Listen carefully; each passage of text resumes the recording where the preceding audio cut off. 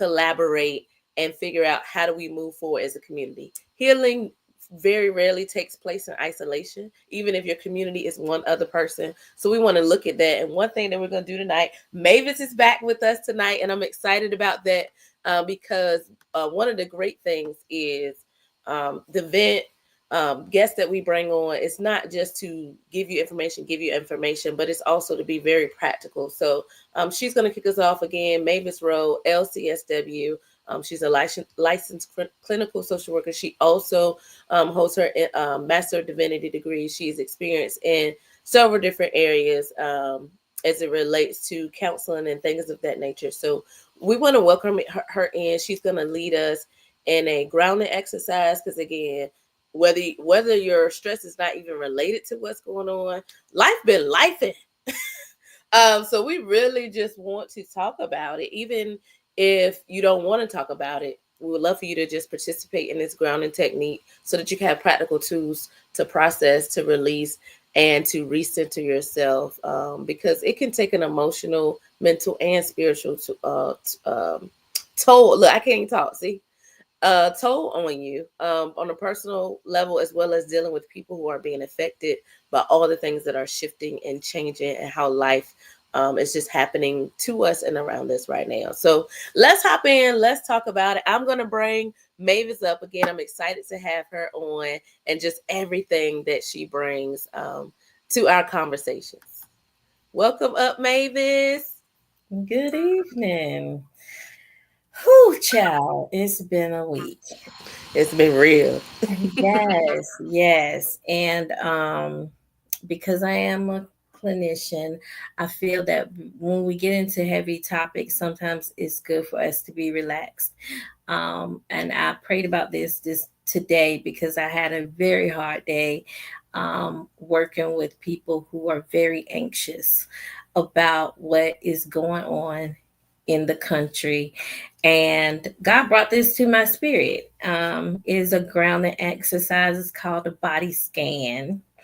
And I want to do it tonight because I need it as well.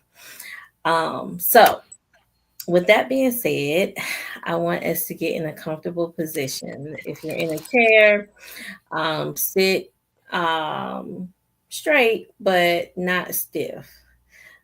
Um, Make sure you're comfortable and relaxed. And if you can, make sure your feet are planted flat on the ground or the floor or wherever you are.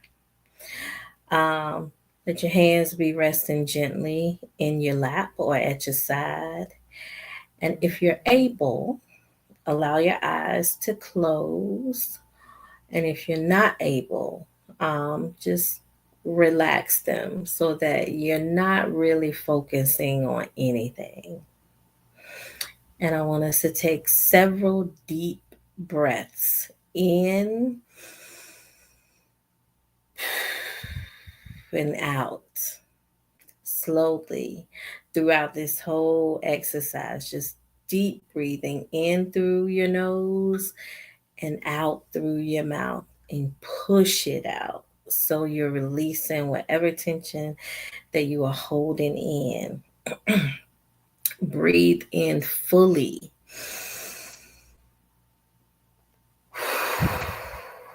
Exhale slowly. Breathe as you're breathing. Feel your stomach expand on your inhale and relax as you exhale and let it go. I want you to begin to drown out or ignore the noises that are around you. Center on your breathing. Keep focused on your breathing. In and out very slowly. Shift your focus from outside of you to inside. Get a feel for what your body is feeling. What is your body saying to you as you breathe in slowly? And try not to be distracted by whatever's in your room, or whatever is trying to pull your focus. stay with you. Now I want you to slowly bring your attention down to your feet. Observe the sensations as you're breathing deeply. Wiggle your toes. Feel them against your socks. Feel them against your shoes. Just notice them. Imagine sending your breath as you're breathing in deeply down to your feet. And let your breath travel back up through your lungs to your nose and feel that exchange. Scrunch up your toes really hard. Scrunch, scrunch, scrunch. Now release. And as you release the tension from the week or from your day. And when you're ready, allow your feet to leave your mind and move up and bring attention to your ankles, your calves, your knees, and your thighs. And feel that sensation that you're feeling throughout your legs. Are your legs tense? Do they ache? Are they tired? Keep breathing in and out. And as you breathe out, release the tension that you're holding in your legs. Stretch them out. Notice how your legs feel as you're releasing the tension. Observe all the sensations, the rise and the fall of your breath, the shifts, the changes in your movement. Breathe in and breathe out. Tighten and release all the disturbing news you've heard today, this week, this month, last year. Release it all as you relax your legs. In and breathe out. Now, move to your lower back and your pelvis. Tighten and relax those areas as you're breathing in and out. Tighten and relax. Whatever nervousness you're feeling, let it go on your exhale. Breathe in positivity. Let go of pain. Let go of stress. Let go of worry. Now, be aware of your muscles as they tighten, as they contract, and as you relax them. Feel how you're sitting on your chair, on the sofa, on the bed, on the floor. Just feel your muscles on every breath. And as you're breathing out, let go of the tension that you are carrying. And then very gently focus on your stomach and all those internal organs that have an emotional response to anxiety and worry and frustration and grief and pain. And as you're breathing in and out, let your belly rise and fall. Let go of opinions. Let go of animosities. And as you're breathing, just be. Continue to breathe. In and out, slowly bring awareness to your chest and your heart. And notice your heartbeat. It's beating because you're alive. It's beating because there is hope. As long as your heart is beating, there is hope. So let your chest rise and fall. And on the next out breath, shift your focus to your hands and your fingertips. And make a fist to tighten them. Tight, tight, tight, tight, tight. Then relax them. Tight, tight, tight, tight. And release the dread, the hopelessness, the fear. Tighten and release. And on the next out breath, shift to bring your awareness to your arms and any tension that you might feel there. Stretch your arms out, move them about, and as you exhale, soften your arms and release the tension and relax. And continue to breathe and move your focus to your neck and your shoulders. This is where we keep a lot of our burdens. Move them around. Feel how tense they feel or feel how relaxed they feel. Wiggle them and breathe and release any rigidity, anything you're holding, any tightness. Release it on your out breath.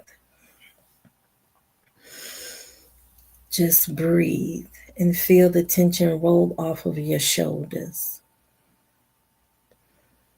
On the next out breath, shift your focus to your scalp, your head, and your face, and observe all the sensations occurring there.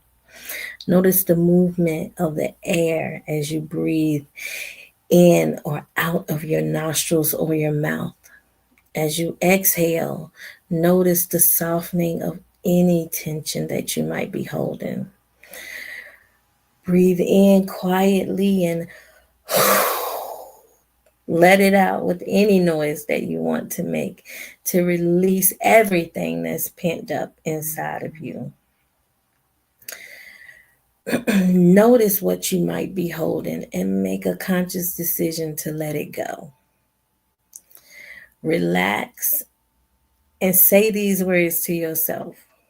I am free. I am okay. I am resilient. And I am love. Now let your attention expand out to your whole body. And bring your awareness from the top of your head down to the soles of your feet. And feel the gentle breathing, its rhythm as it moves through your body. Take a full deep breath. Exhale fully. And when you are ready, open your eyes and return your attention to the present moment.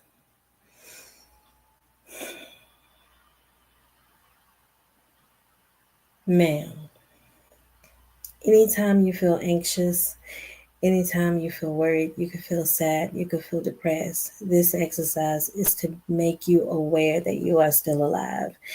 And that if you are still alive, there's an opportunity to be better, to do better, an opportunity for things to get better.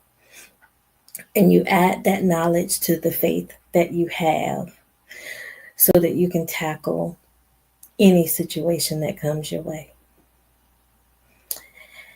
And I don't know about y'all, but I really needed that today. So thank you for allowing me to give my own therapy while I help you all.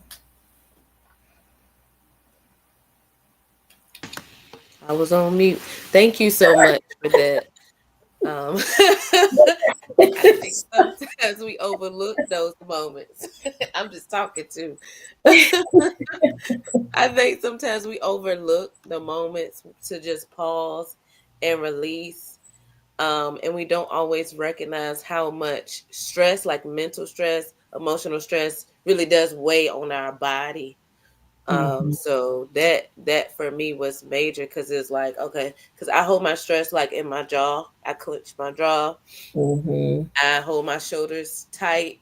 Yes.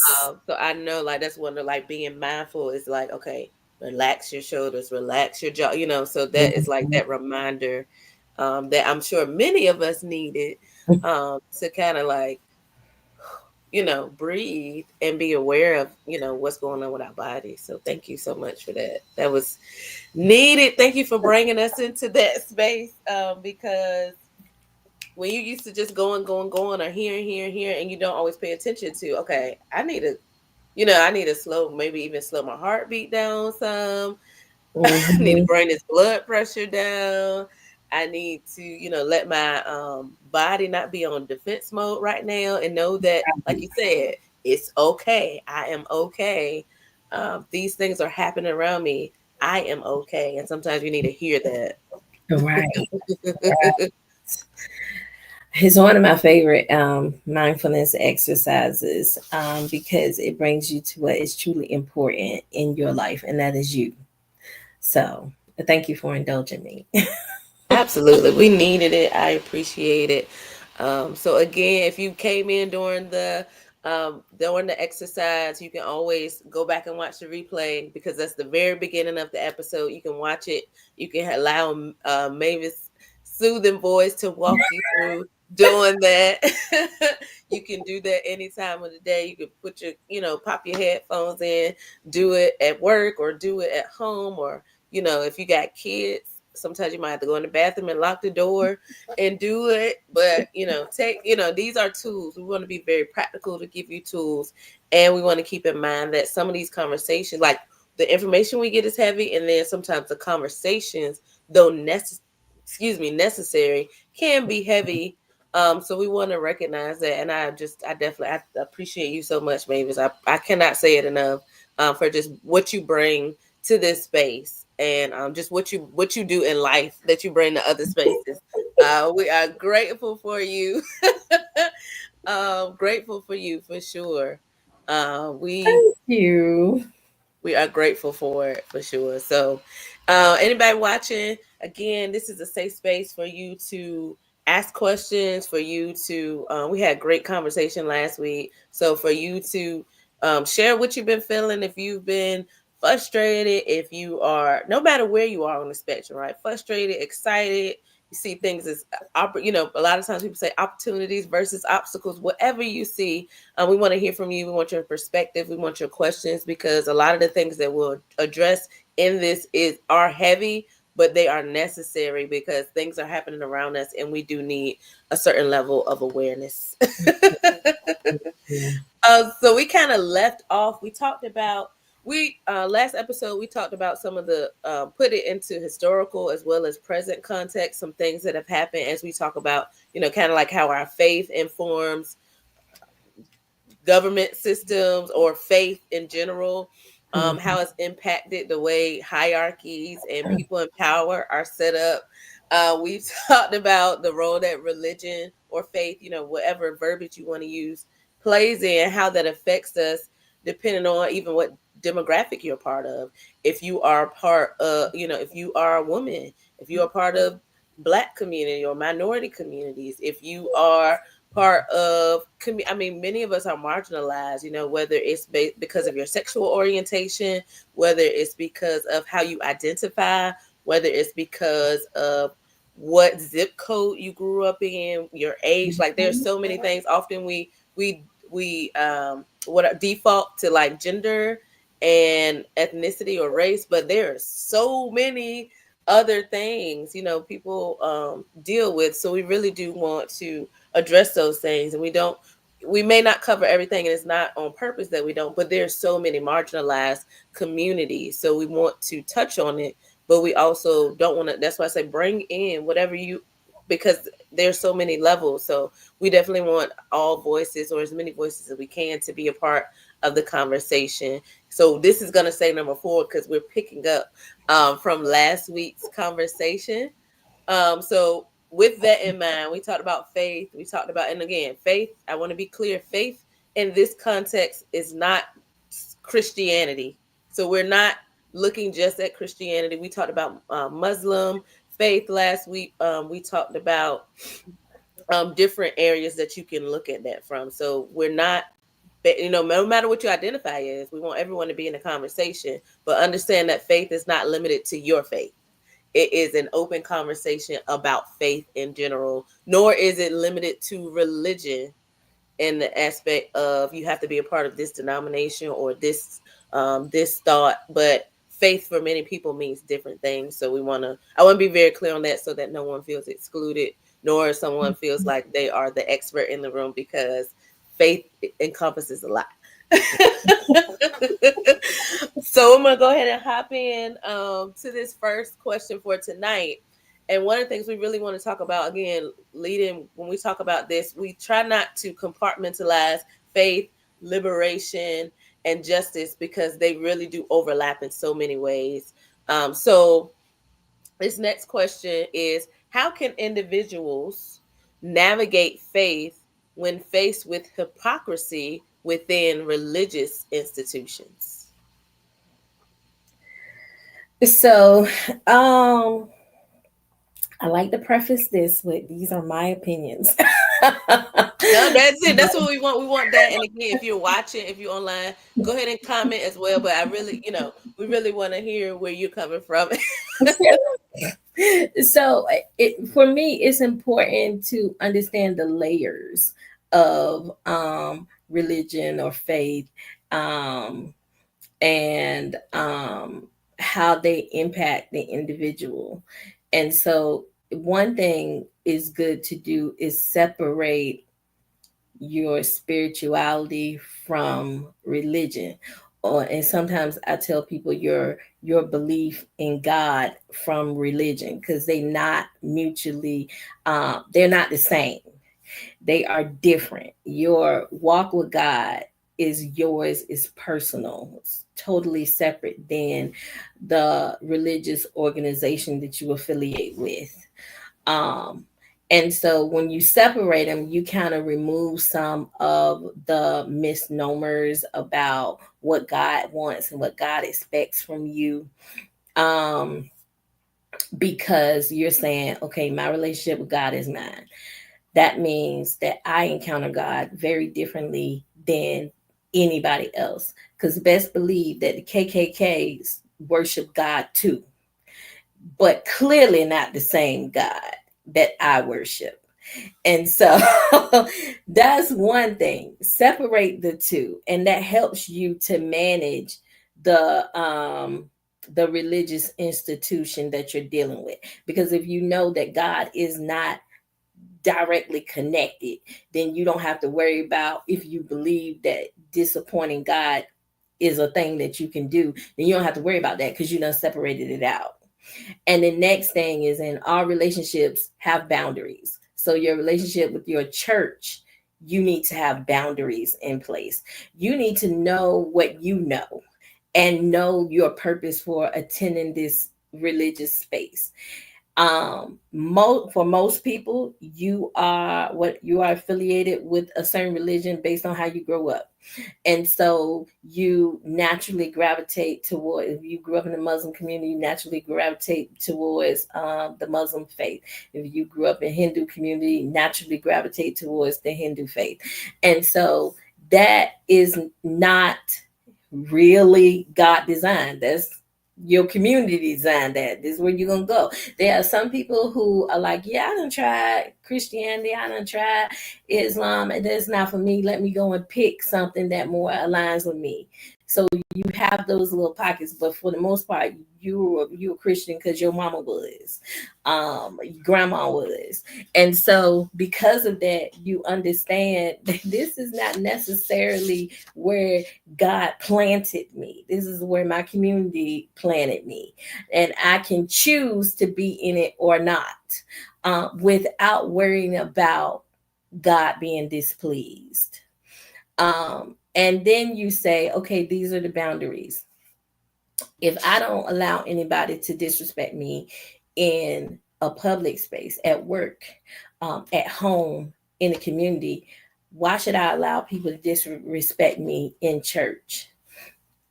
So the boundary is, I'm not going to allow anybody to disrespect me in church. And then you say, am I going to align with the beliefs of this church? Because not all churches have the same beliefs, even though they try to make you believe that they do. They don't. Case in point, the congregation over in Hampton where the pastor made the girl get up and apologize for being pregnant. Not all church spaces or religious spaces approve of what he did. I definitely don't. Um, because it's harmful. It's harmful to her. The message is harmful. And it was filled with such hypocrisy. Because, sir, what have you done? What sins have you committed?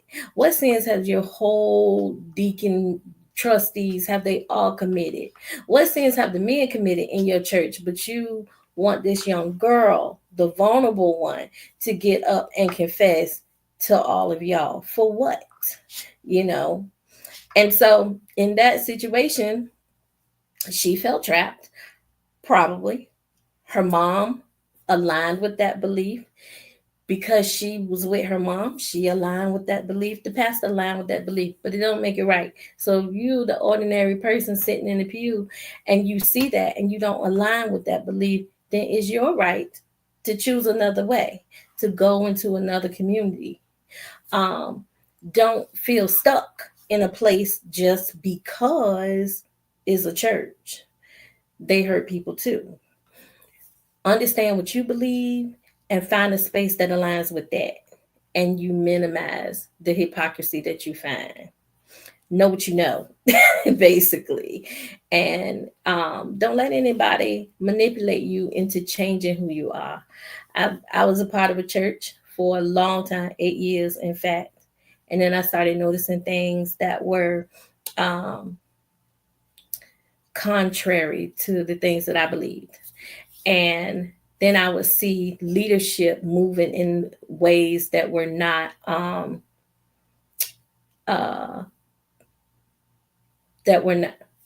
menopause, that were not in line with what they were teaching. And so because of that and because of how I felt, I said, no, this isn't the place for me. And so I left, but I didn't leave God. I left the space. And that's why it's important to remember to separate the two. So I think I answered the question. No, you did. I'm You're sorry. funny.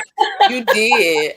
You did. I think one of the big nuggets I pulled from it, you absolutely answered it, is one, just because something is popular or widely accepted in a certain space does not mean that it is in line with whatever faith you follow, nor does it mean that it is the right thing, right? So even going back to like the KKK, right? The KKK, and I think you mentioned this too last week. The KKK were operating in a space where they took scripture out of context to keep a certain group of people, Black people, African people, to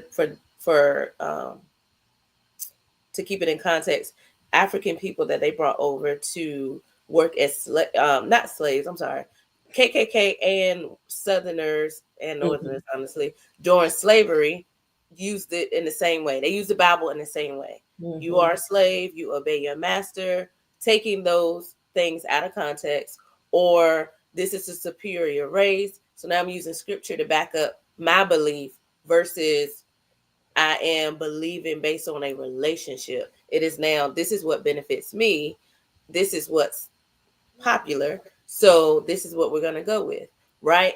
I think one of the great things though about even going back to like the importance of knowing, in seminary, one of the things that we learned about was, and I'm sure people have learned about it outside of that, but this was my introduction. Let me be clear. My introduction to this was in seminary, but I'm sure people have learned about this in other spaces. But this idea of the invisible institution, which was how those of us who were enslaved and those of us who were being treated as less than had this invisible institution where white people had their God and they had their beliefs and they followed these things. But Black people also, we had our institution where we had totally different beliefs because we knew that we were meant to be free. We knew that God loved us. We knew that life was more than working on a plantation and people running after you and you being treated as property. So this religious institution actually combated that. And I believe, personal belief again, That is how we even got through those dark times, right? Of slavery, Jim Crow, KKK.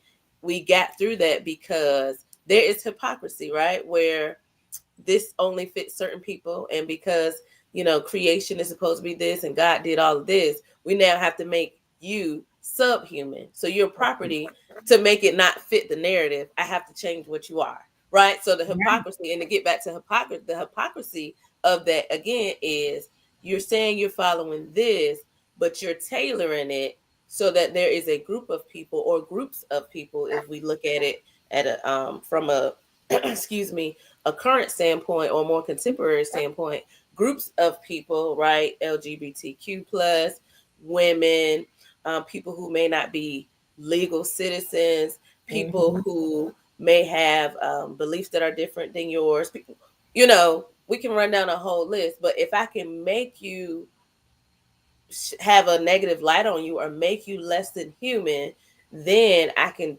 change scripture and change text and change, what God's providence is so that it fits my narrative. So us navigating faith it changes because we know what we know. Right, right, right. It's like the big thing with faith is sin. Well, yes, we don't want to be sinful. If you're raised in the black church, you believe you was born sinful. I don't believe that. But that's the belief. And then the question becomes, what is sin? And then you have to say, do you believe in the traditional sin is how I've been taught in the Bible, or do you believe sin is something else? And it depends on who is defining the term, you know. And so because of that, there is nothing streamlined. It is so blurred. And nobody is really on the same page. So you have to really go with what aligns with you. Um, and what helps you, because that is the whole point of faith. What helps you get through this world, get through life, relatively unscathed, because life's all the time. So what faith, or what beliefs, spiritual or otherwise, um are going to help you make it through. And for a lot of black people, we, because we were cultured, we were cultivated to believe in Christianity as it is in America. We have that belief, but we also, through our lineage, through passing down of stories, we also embody a lot of our African spirituality too. We don't have to choose, we can incorporate it all because it's all helping us make it through life. Absolutely. Absolutely. And we incorporate it. And if we can be, I'm gonna be honest, right? We demonize African spirituality a lot of times. Let the drums in our church, the dancing that we do, those things are, and it's a long list, but I just to name a Yes. couple, those things are products of our African heritage. Yes. So I Absolutely. just want us to be Even careful. even that one thing that everybody, the black church, the Baptist people frown upon it. But you go to like a non-denominational, them real the holiness churches, you get the shouting and speaking in tongues. All of that comes from African spirituality. Yes. None of So that was American born. All of it. The incense burning, the anointing oil, the prayer cloth, all of it. yeah, all of it. Absolutely. So I just want us, I guess for me, it is one, we need to read things outside of the Bible. So we need to be educated. We need to be educated about our history, just history in general, familiar history, history in general. We also have to be careful, and I know we mentioned this last time, but I have to say it again. We have to be careful with demonizing our African roots, in certain areas, because we want to take parts of it, but we want to push out other parts of it. And if we're more educated, everything won't be demonized. Like you said, your anointing oil, your burning of incense and burning of things, they were doing it at the temples in the Bible. Your shouting, your prayer clause, even looking at the historical reason why you wear white gloves when you're serving community, like those things. Though we still do it, I won't. I be starting the arguments. I'm not gonna do it tonight. We still do it. We Go still ahead, wear the gloves. But if you go back to the history of it's it, nothing to be proud of. No. it's not, like, do you really want to, are you really Mhm. excited to wear the white gloves? I don't want to Right. ruffle too many feathers because I don't even know if they like me coming to church all the time now. So I want, I just want us to be mindful as we're proud of certain things. Why? And also, even marching with one hand behind your back, you Yes. know, so we're mindful. I want us to be mindful because we demonize things and we're proud of certain things that I don't know that we should be proud of. And then we demonize certain things, but you're also cooking black eyed peas on New Year's Eve. And you know what I'm saying? We just gotta be careful. I just want Mhm. us to be careful and be mindful and be educated so that we're Yeah. not taking, I guess my thing is I don't want us to become the colonizers and this and that where we're taking I don't want us to become the very thing that we're trying to combat Mhm. against and have those type of mindsets where I'm gonna take this but you can keep that. I'm gonna take a part of this and not really understand the deeper meaning behind it and why we Right. believe what we believe and why we do what we do, because I think a lot would change if we really understood why we do what we do and the Yeah. origins of why we do what we do.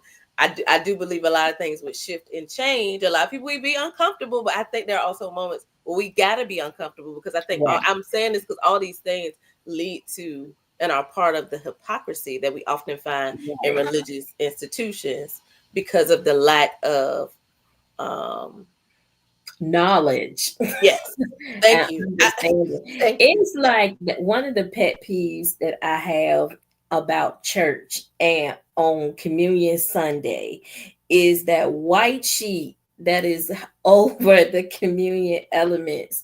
And seminary, I tell you, it taught me a lot. I discovered in seminary that that sheet really has no spiritual significance. Back in the day, it was hot and flies was around, and they was trying to keep the flies off of Right. the communion elements. Why are we Very still practical. doing this? Right. Very practical. Very practical. But we don't have that problem anymore. Why are we doing that? And then I gotta Right. wait for the little elderly women. No offense to my elderly women, but wait for them to fold it up nice and neat and let the little embroidery show. Come on, y'all. Why are And we that's what I doing was that? kind of hitting at. Like if we really understood where these things come from, not to, I'm Baptist. I'm born and bred. I'm beyond, that's what we did. But I never understood it until I went to seminary. And I'm like, Mhm, oh, that's why you're wearing gloves. That's why, because it was practical during that time. But mhm, now, I don't necessarily think that it is necessary. mhm. Or if we're going to continue to do it, maybe it's to pay homage to our Right. ancestors. But we don't want to make. Ah, I'm gonna get in trouble. It's fine. We don't want to make things super holy that just are not. Right. Right. Right. Exactly. You hit it. There I it just is. not.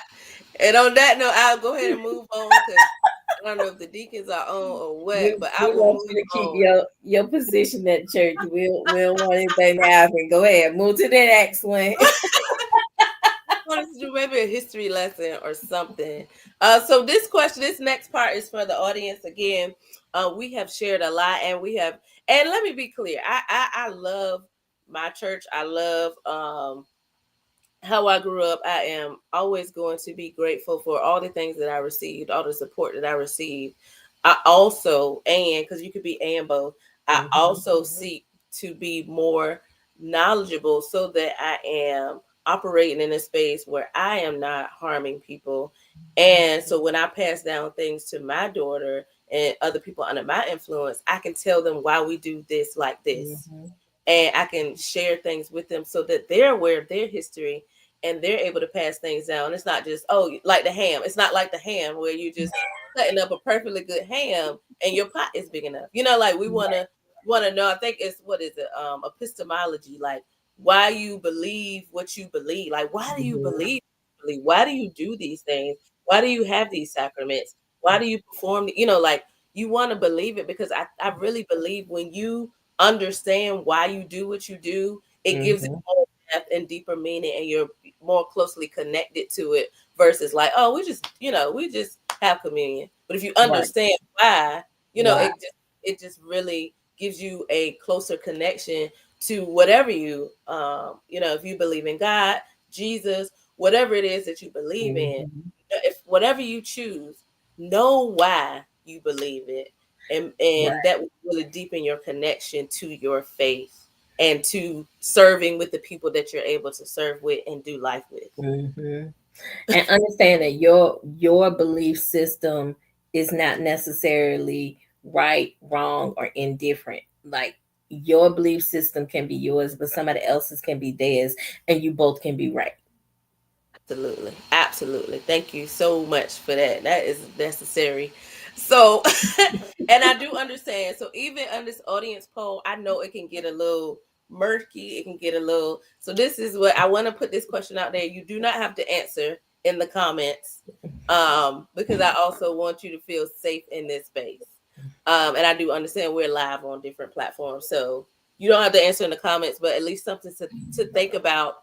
And the question is, do you believe faith-based institutions, and again, faith-based is not limited to Christianity, do you believe that faith-based institutions have contributed more to liberation or oppression in your experience? So again, this is a very personal question, and I also want to be clear that you do not have to answer in the comments, but just something to consider, as Mavis mentioned before, like as you're deciding where you want to worship or who you want to worship with, whether you're going to a mosque, whether you're going to a synagogue, whether you're going to a church, whether you're going to click online to go somewhere, consider what that space is doing, right? Consider how are they participating in the community.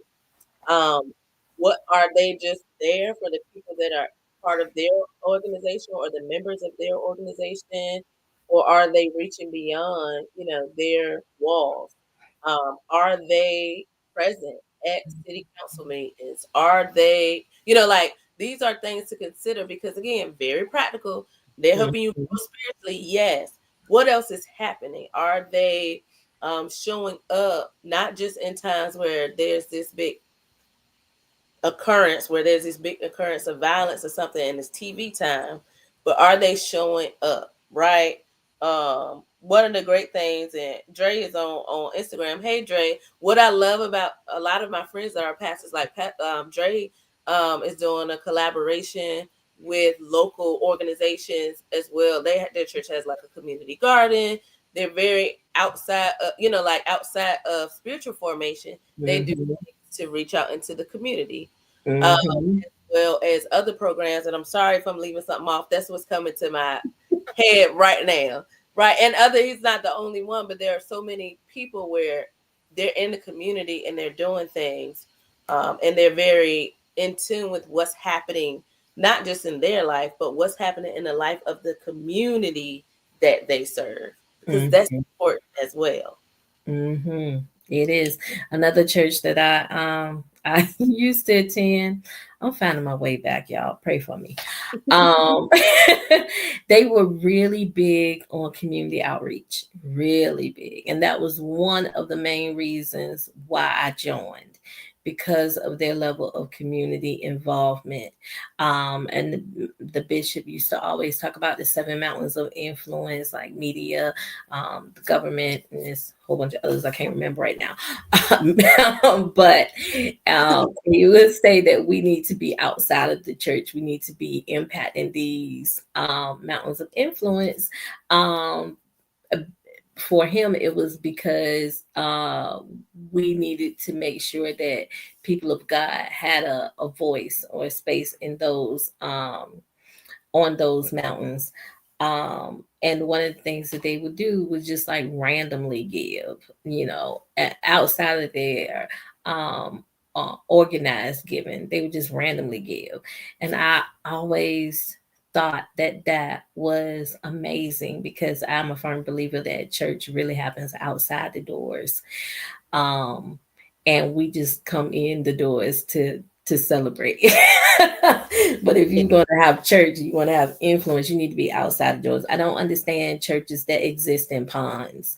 So there is nothing going out, nothing coming in. You just in that little pond. Now there are churches that thrive that way because they like their close-knit community. But for me, part of church is giving, and part of church is also receiving. And so where is the mutual exchange with the community? And so I can't be in a church that's a pond. I love spaces that have an even flow in and out. Yeah, that's good. I love that.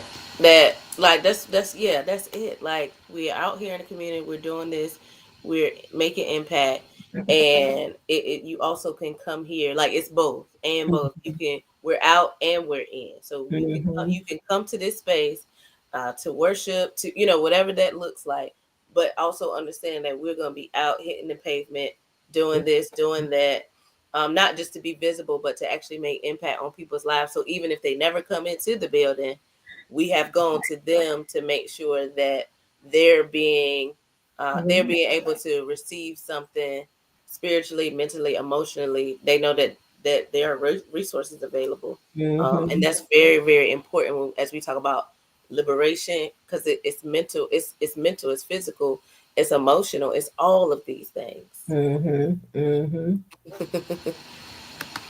So here's the net. We got two more questions, y'all. So if y'all can stay on for like 15 more minutes, Yeah, you right? know So you lying.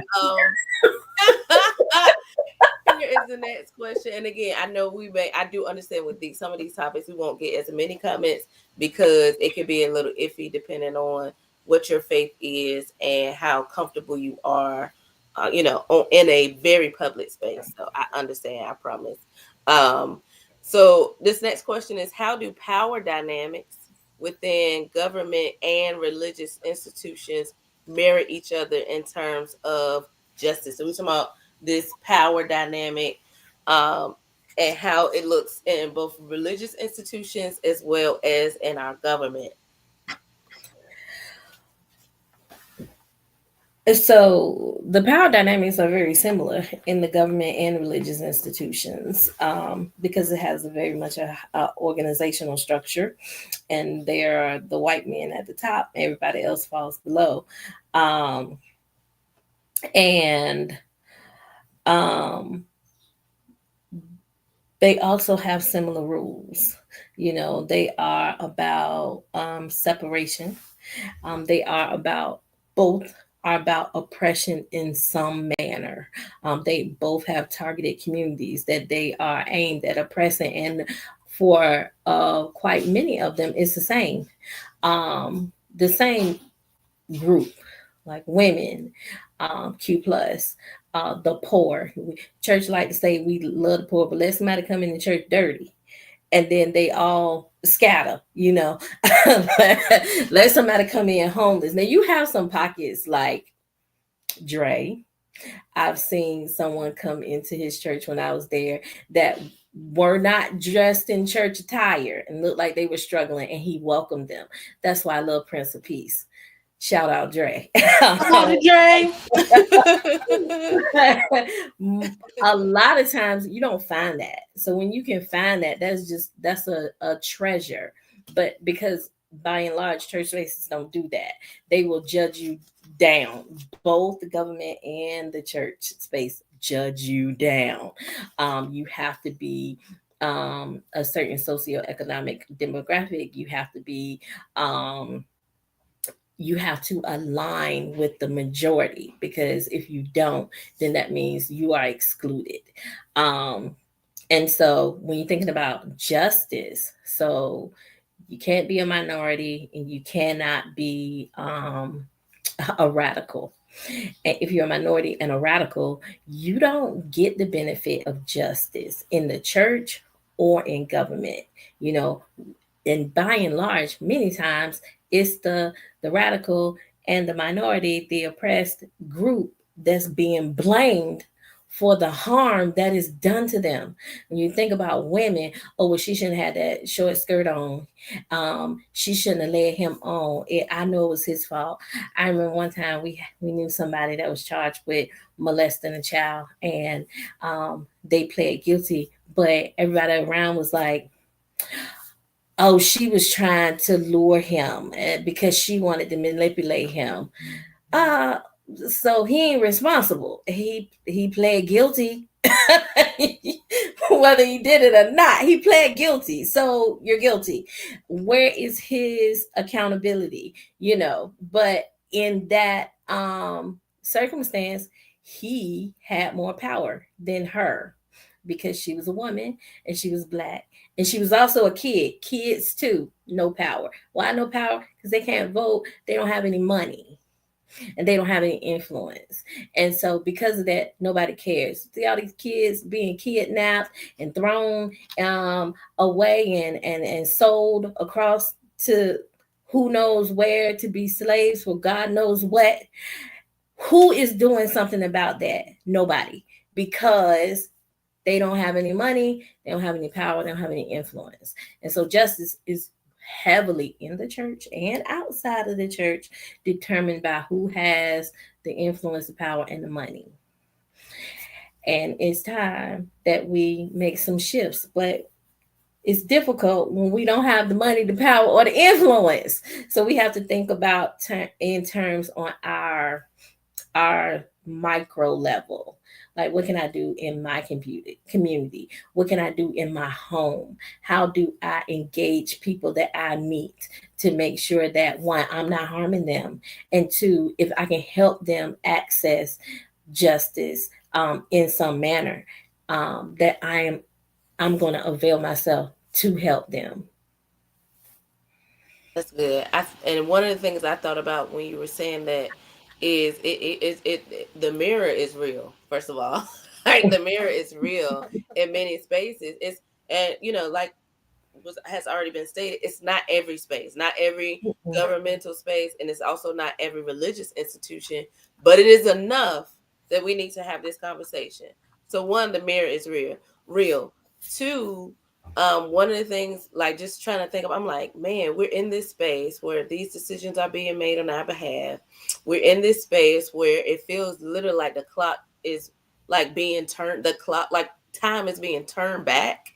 And even like you mentioned before, that whole incident that happened with the young lady being called up to the front, it's like religious spaces, government spaces, like it's like, what year? First of all, what year is it? And it is almost like once a minority, always you're always going to be the minority. And one of the things, even going back to the invisible institution, where it wasn't mainstream, but it was something that happened. I think one of the big things that we have to do, and I keep saying this, but like literally my word for the year this year is collaboration.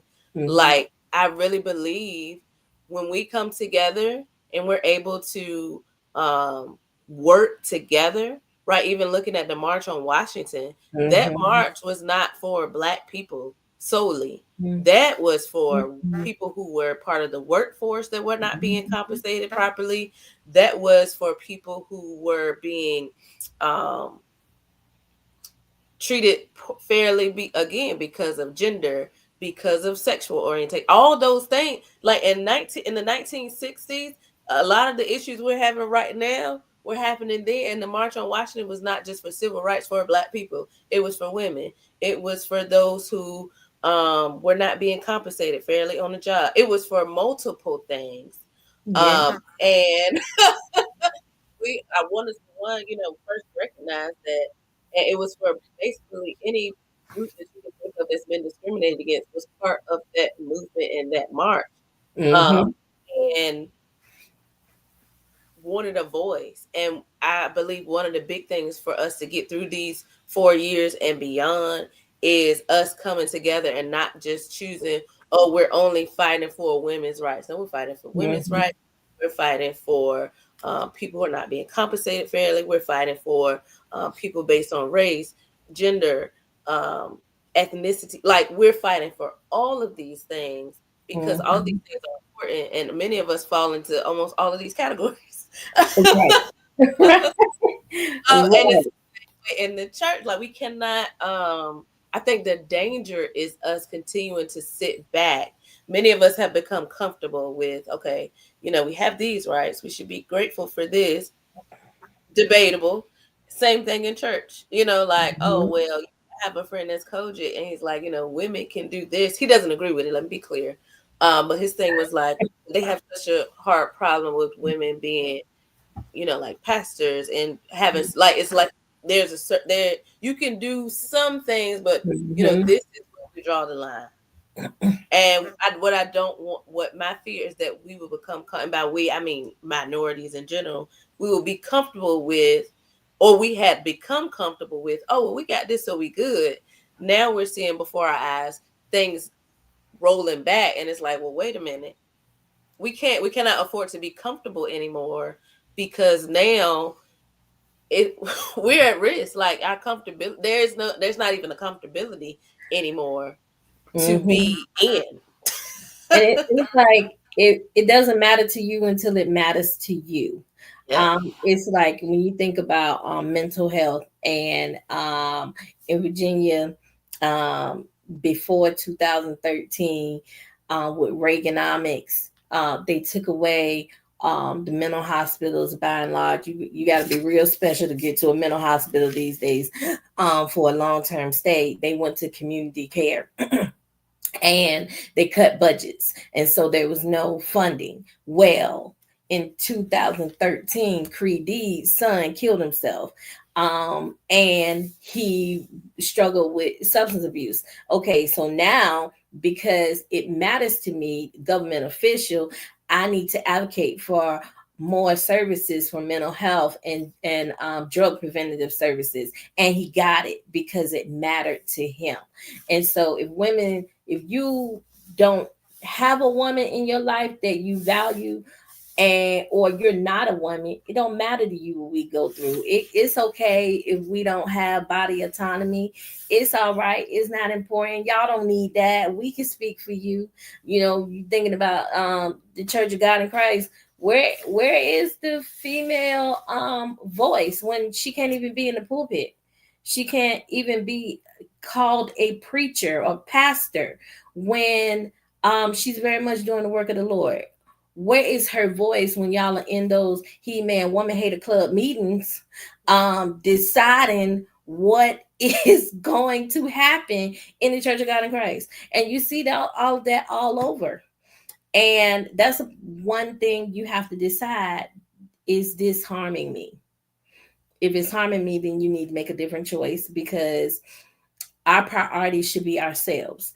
And so we should focus on giving ourselves the peace that we need. And if your place of worship or your government agency or wherever you are, your school, because schools, that's a whole nother hour of a study.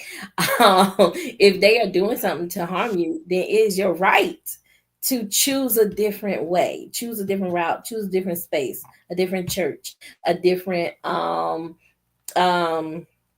job, because I work in government. Lord, I probably shouldn't have said that. Y'all don't listen to nothing I said if y'all work with me.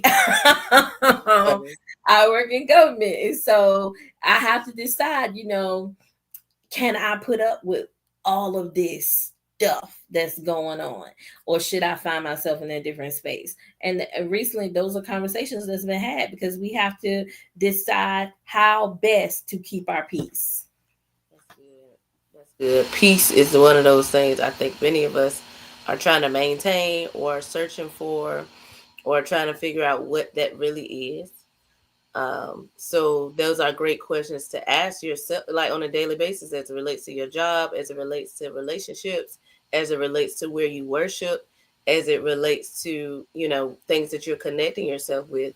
Will this decision bring me peace? Will this help me maintain my peace? Is what is this space gonna do for me? How is it going to impact my life if I connect with this person, if I do continue on this job? And make very informed decisions, because it may not always be about money or about title. sometimes the most beneficial thing for you is maintaining your peace. Mhm. Mhm. Because if you all toe up, you're not going to be able to function, and you may end up losing that job, or Mhm. you may end up losing relationships because you coming home barking at everybody and they ain't did nothing to you. Right. So we got, you may have your day every now and then, but you ain't gonna come home every day. We're not gonna do that. No. So we got to figure out, asking yourself, okay, if this is what's happening, what Mhm. decisions am I gonna make moving forward? And then if it's on a larger scale, if this is what's happening, how do we make impact to change things? To make, one of the conversations in my group chat has been, where are we shopping?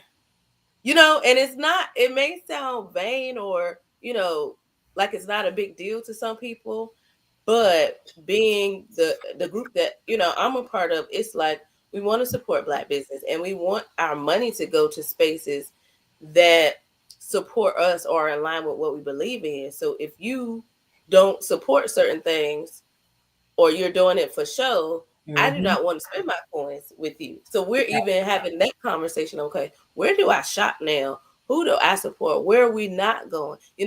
How we get some resources so that we're able to go and do things that align with the thing. Like, I can't preach womanism and preach liberation and then Mhm. go align with people who hate the very people that I am hoping to serve and to free. Like, that doesn't go together.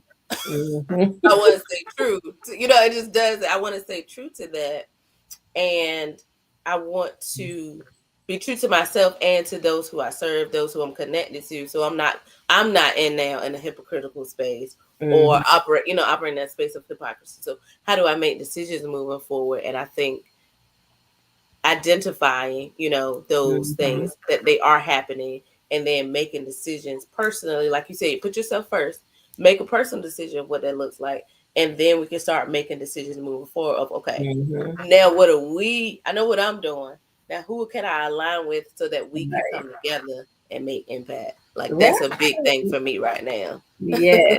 Yes.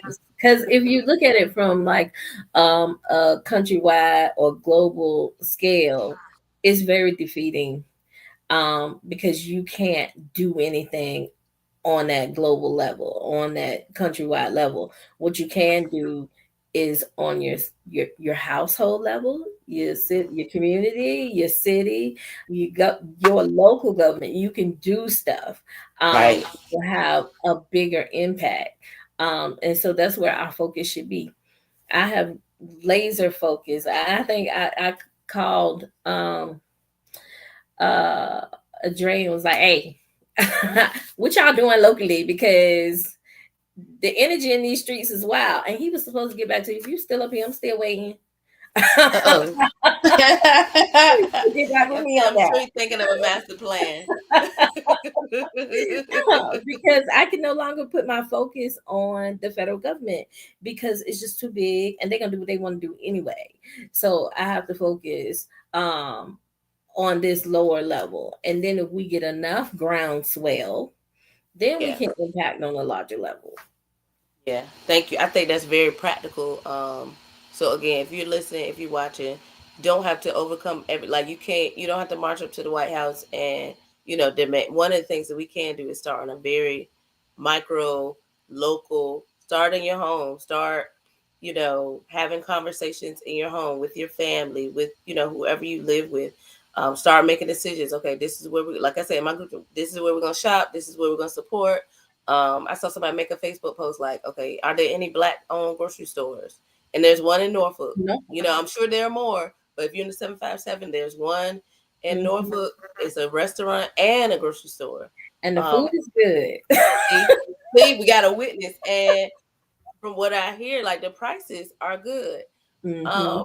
and another thing, like, don't beat down on Black businesses all the time. A lot of times, we don't Black businesses don't have the same amount of reach because we don't have access to the same amount of funds that Mhm. our counterparts have. So if and we kind of hurt each other when we start penalizing each other for, well, y'all don't have a location here. Bigger picture, we don't always have this. We get denied for loans at a larger rate whether you qualify or not. And that can be proved with research. We get Mm-hmm. we get higher interest rate. Like, there's so many factors that go into that, and I just want us to consider that as we are critiquing. And like, if we have to drive a little bit further, maybe that's what we have to do to support Mm-hmm. this Black business so that they are able to open up more locations. Um, if they could march, for miles and miles and do the Selma March and all these things, I think we can drive maybe an extra 20 minutes out the way to go to like, I just think that Right. there's some that may not be as convenient off the rip, but later on it can make our life a little bit better if we start Mm-hmm. supporting one another and showing up for one another. Exactly. Um, so I think that's something we can start, like you said, micro level, and then start going out and then start, okay, what organizations support this? How can I be a part of these organizations? What Mm-hmm. boards can you possibly get on so you can be part of the decision makers, right? And then just growing out from there, building out your network from there. And you don't have to rush it. Like, you don't have to change the world tomorrow. Take one step at a time and start, as Mavis said, start with you and then slowly branch out. As much, if you need to pause, but slowly branch out so that you're making impact and also not wearing yourself out mentally and emotionally and spiritually and physically, because all of it is connected. Right. Right. And we kind of touched on this already, this question when we talked about gender, class.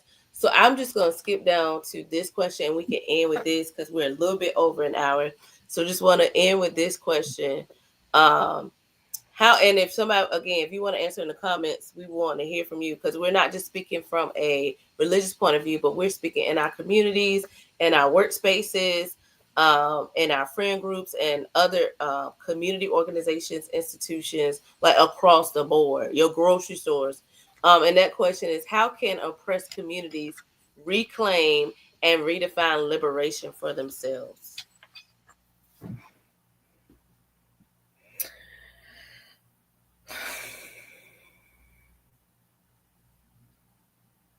So, one of my professors somewhere in school, I've been to school all my life, said that it is not the oppressor's responsibility to validate us and free us from oppression. It was probably in seminary. It is our responsibility to free ourselves from oppression. And so we have to one, acknowledge that we are being oppressed. There are so many people out there who don't know, and they are just going with the status quo. Like, this way it's always been, so we're gonna keep it like, no, acknowledge that you oppressed. There is no shame in it. You're not oppressing yourself. It's somebody with more power than you oppressing you. So acknowledge it and build community. Align with people that share your beliefs and that share your goals, to redefine, what it is, what it means for you to be free, um, what it means for you to, have the same rights as everyone else. What does that mean? Getting together, going to these council meetings, that's where we start, lower level, going to the council meetings, advocating for yourself and those in your community, and understanding that, hey, yes, I am an oppressed Black woman. However, I am not transgender, but that transgender person is oppressed too, and they need our help like we need theirs. So, joining with other oppressed groups to build your community, to make it larger, to make it more impactful, because we can't do this alone. We were not created to live alone. We're not created, to, suffer alone. We are not created to change things alone. One man can change the world in Big Sean's world, but not in the real world. In the real world, we need each other. So aligning with each other, understanding that we not only oppress people, like you said earlier, and joining with other oppressed people, going to the meetings, getting into those 7 mountains of influence, so that you can change your life. Right now, like, there are all these religious movies out with different agendas. They started coming real fast when the evangelical started taking over, and you see all these Christian movies that promote suffering, that promote just wait for the by and by, God got it, and that demonizes everything that they believe is sinful, and they put it out on these big platforms to influence you to believe and think a certain way. Start thinking for yourself. Understand when people are manipulating you, and join in with good people who have shared interests, might not have the same level of oppression, might not have the same struggles, but somebody that understand the struggles and work together to get y'all to a place that you want to be. Like, I am a Black woman. I'm a cisgender Black woman, but I very much align with Q plus people. I very much align with people of different faiths, because faith is another thing that they use to oppress us. If you're an American, you're not Christian, you going to hell. And you going to hell not only based on the Christian beliefs, but you going to hell based on the government, because the government very much aligns with Christianity. So if you anything else, you're gonna be oppressed. And so I very much align with them too. Because I can't do it by myself. I don't know if you should have invited me up here. You know what? No, it is people who are thinking what you think and want to say what you say and may not have the space to say it, or, you know, in judgmental places where they don't know what the response may be.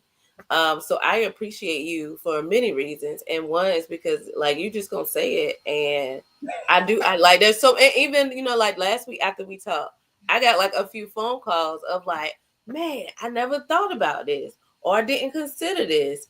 So as long as we don't say it, like nobody's gonna think about it, nobody's gonna consider it, even if they don't necessarily agree, they're at least gonna net like, wait a minute, she said this. You know, at least go start researching it. Even if they say they researching to try to prove you wrong, they're gonna discover some more information. You know what I'm saying? So I'm like, Right. I'm always here for it because it challenges some of us.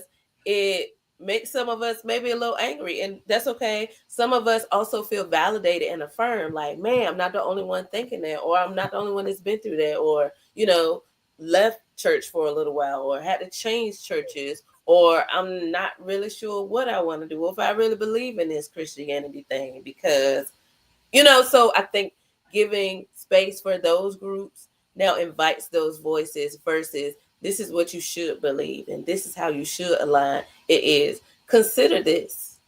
Mm-hmm. Think about this. You know, what about this person's perspective?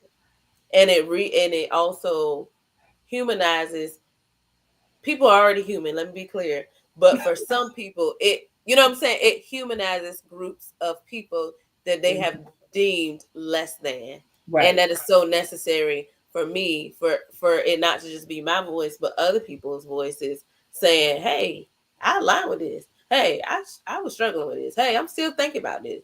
I'm reconsidering this because I know it's somebody else out there that is thinking, you know, either the same or something very similar and maybe struggling with it, and they just need somebody else to be like, oh, okay, I'm good. Like nothing wrong with me. You know, and some of these people may be, if I could be honest, may even be serving and pastoring and, you know what I'm saying, and figuring it out, navigating the space. Right. Right. So be clear, it's not just people who are not part of religious spaces. It's also people who are part of religious spaces and seeing things and like, wait a minute, oh no. Like it's a safe space. Even if they'll, you know, you never say anything, you never comment, you never. I have conversations with people offline all the time because of the space and the time that we have here. And I have some people that are upset, and I still love them, and we can still talk, and you know it's okay. Yes, yes. I am a debater. Like, don't get in my comments if you don't want to debate. That is so funny. I'm like, come on, say what you go. I'm forever like, come on, say it. Like we can talk about it. Because for me, it always goes back to, well, why do you believe what you believe? Yes. And I'm a history, like I love history, so it's also okay. Yes. You understand that this is where this comes from, and like let's talk about it. Let's really talk about it, and let's, even if we never agree, let's at least have an informed conversation about Right, right. it, and not just you pull this out the sky. Right, Let's have an informed conversation about right, right. it. But just because your granddaddy's pastor said that doesn't make it so. Exactly. It does not mean, especially if we, again, taking things out of context and putting this part of the scripture with this part and making it work. Right. No, we're not doing that. We don't do that here. Uh, so this is a safe space. We don't pick and choose what's gonna work and what doesn't work. But I Mhm. would love, maybe if you can leave us just with a final thought for tonight. I'm gonna pull myself out, and I'll just love for you to No, leave us no, with a. ma'am. Don't pull yourself out. Okay. I just be quiet then while you talk. If you could give us a final thought, but kind of based on even what we talked about last week. But if you could just leave us with a final thought. Okay. Final thought is the country is crazy right now. Nothing makes sense. So don't try to make it make sense. Protect your peace, whatever that means. If you don't know peace, discover it. Let that be your goal instead of absorbing everything that's on the news and social media. Um, find your joy wherever that space is. And since we are believers in this chat, we have to remember the mustard seed. I see what it looks like, you see what it looks like. Um, but do you have faith that it will work out the way it's supposed to? And not that God is a magician or a superhero, but that God is with you in the fight, no matter what fight you're going through. And do you have at least that mustard seed to believe that everything is going to work out the way it's supposed to? Um, Remember that. And don't forget to pray if you believe in prayer. If you believe in meditation, do that too, because those, in addition to the body scan meditation, are powerful coping skills. And in these times, we need to draw on as many as possible. And sometimes, when we're in the heat of a crisis, we forget about our main one, which is our faith and communing with our Creator. So don't forget that. You stress, do that first. God, help me get through this. If you don't understand, God help me to understand it in a way that I can, because I'm slow sometimes. That's usually my prayer. I'm slow. God, show it to me. Um, and don't forget about you. Know what your boundaries are. Know what your limits are. If it's too much, stop consuming it. Give yourself a break so that you can focus on the most important person in the world, which is you. And thank y'all for indulging me tonight. Thank you. It's always a pleasure. It really is always a pleasure to have you on. I appreciate our thoughts being challenged. Maybe things that we have always uh, supported. Maybe being thinking from a different perspective. Also, just having those practical tools of unplug sometimes, take a deep breath, because it does, whether we always recognize it or not, it does have a major impact on us moving forward. So just thank you for your insight, for everything that you bring to this space, and for just being open and honest. Because that's what allows us all to really connect. It's not just like, let me throw something at you. It's like, look, this is what's up. Let's talk about it and let's be real about it. And I will always appreciate, uh, always appreciate that. So thank you so much again. You always bring value to the space. You always, challenge us. You always um, put us in a space where we have to think. And I think being in a space where you're thinking is a good space to be in. And not just being like, okay, yeah, I knew that. Like if I watch something and every time somebody say something, I knew it, I didn't gain anything from the space. So thank you for challenging us. Thank you for sharing information. Also, even allowing people to reconsider some things. Really appreciate it and always will every single time. Well, thank you. Not many people allow me to bring my brand of crazy onto their platform. So Funny. thank you. No idea how many people I'm sure you affirm, because it's like, I was thinking about this, but I don't know because it may not be, again, the mainstream thought, but it is a thought that people are having and we need to talk about it. So I am aware that it is 10:30. So I want just last thing. We got our last thought from Mavis. And again, thank you so much. Just some quick, like what's going on with the event. We have starting in April our On Your Block, where we will be coming out literally coming into the neighborhoods. We will be coming across the set. We're gonna start in Virginia. So across the 757, we'll be popping up bi-weekly starting in the month of April. So that's Chesapeake, Portsmouth, Suffolk, Hampton, Newport News.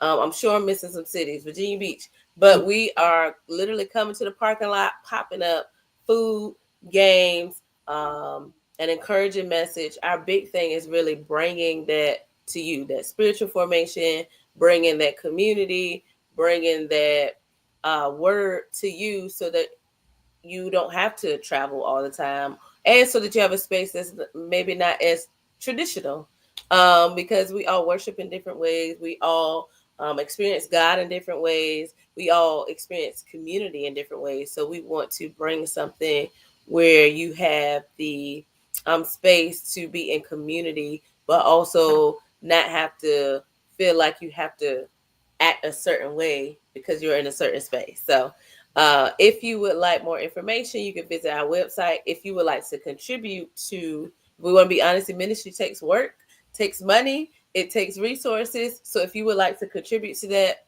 you can text OYB, which is On Your Block, to 53555, and you can give by text. You can also, depending on what kind of device you're on, you can scan the QR code.